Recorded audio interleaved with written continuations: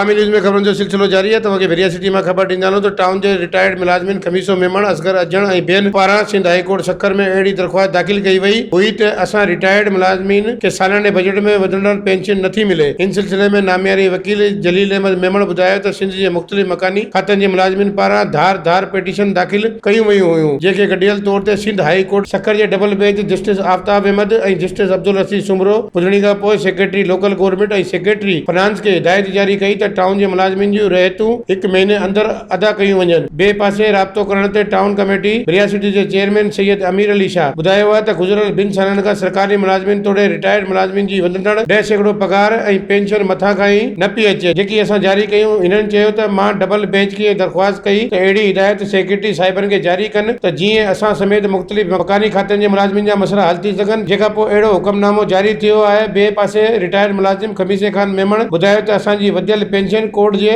साम्हूं town chairman अदा कई आहे। वधीक ख़बरनि ऐं तफ़सील जे लाइ विज़िट कयो असांजी वेबसाइट awamiNewsHD.com ऐं ॾिसंदा रहो अवामी न्यूज़ HD।